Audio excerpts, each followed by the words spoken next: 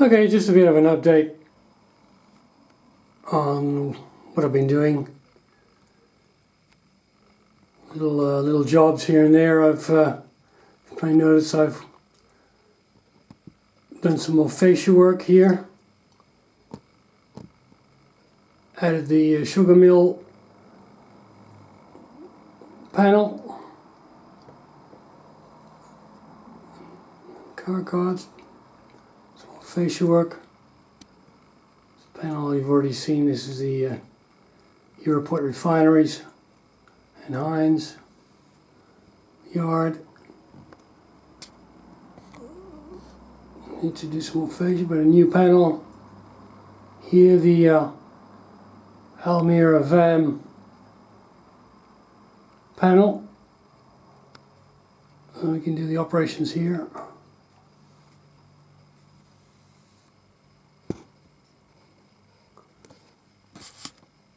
And since this is a bit of a duck under sometimes here, this peninsula on the upper level, I've added some insulating rubber hose stuff.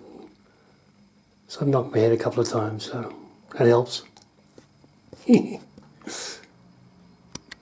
And on the other side of the layout, working on the panel there, making a new panel for the Eindhoven Industries yard area.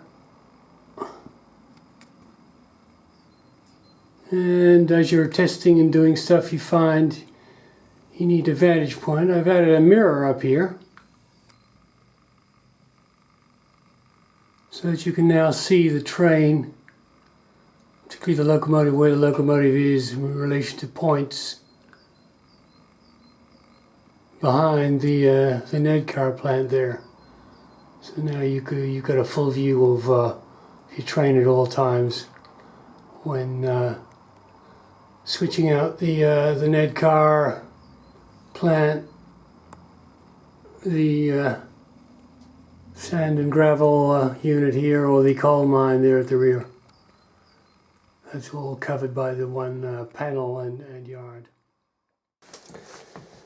Hi, in a previous video, the last one actually, 76, I was talking about the plans for the layout in terms of what I wanted to achieve with it, which is basically to emulate the Northern European railway network. And part of that, of course, is a fairly dense passenger service during the day. And in the previous videos I've been showing how I'm going to use the car cards to operate the goods trains during the day as well.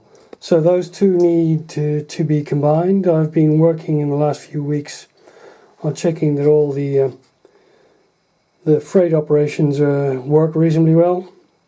It seems to be okay. The goal now for the next couple of weeks is to work on the passenger side, and my eventual goal is to have a complete timetable for a day's operation, which I've started to do here. For instance, this is Amsterdam Central with departures to Eindhoven there, departures to North Holland, departures to Velzen.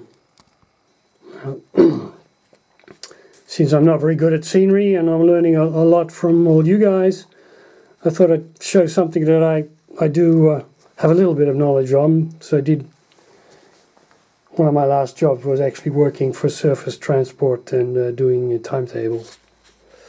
So this is a timetable, at least part of the day after a couple of days of work. And how to achieve that is, well, you need to start with a representation of your layout. What does your layout look like?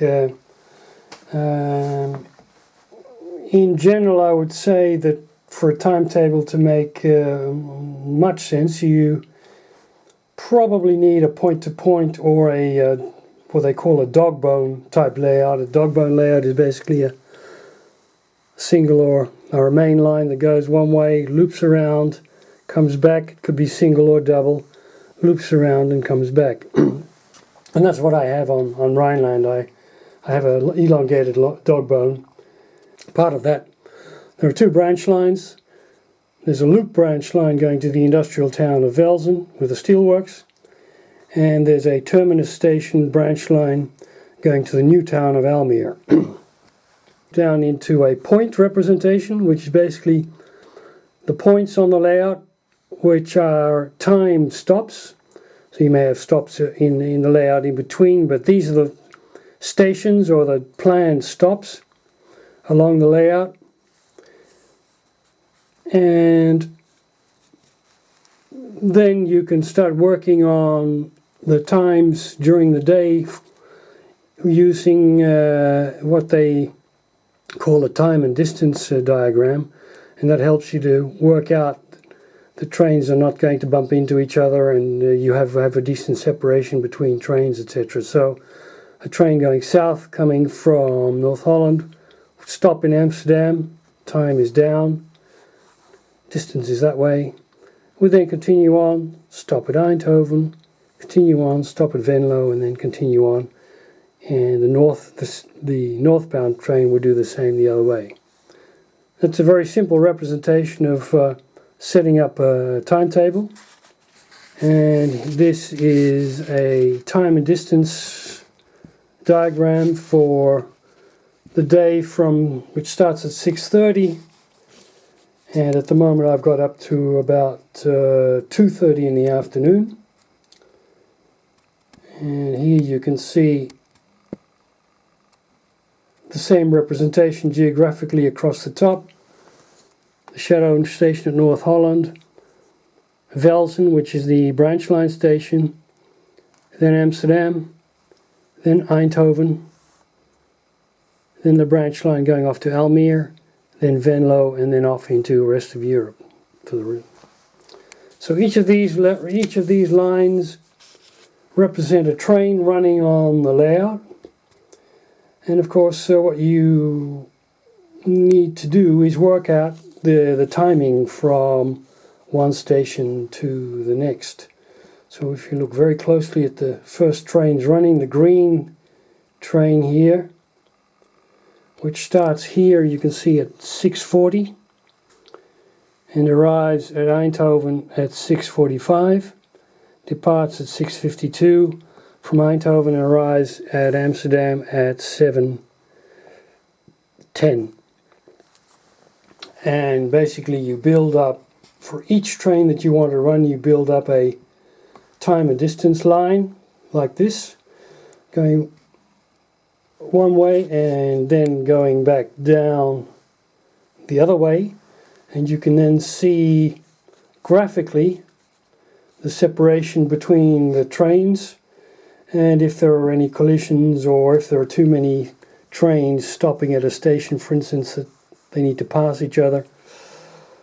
But this graphical form is a great help in setting up the timetable. If you want to try and achieve a separation evenly so that you don't have three trains running within a couple of minutes of each other going from one station to another, and then have 3/4 of an hour with nothing going on. So all these things work together: the geographical setup, your time and distance diagram, which eventually leads to a timetable for the layout. This will be part one of this sort of show and tell, because it could be very boring to some of you, and if your layout is not suitable, for instance if it's just a circular layout, then this will not have great interest for you. But if you do have a point-to-point or a dog bone layout with a number of stations, then you may be interested. And I will explain how I got all this together in part 2 of the video on creating timetables.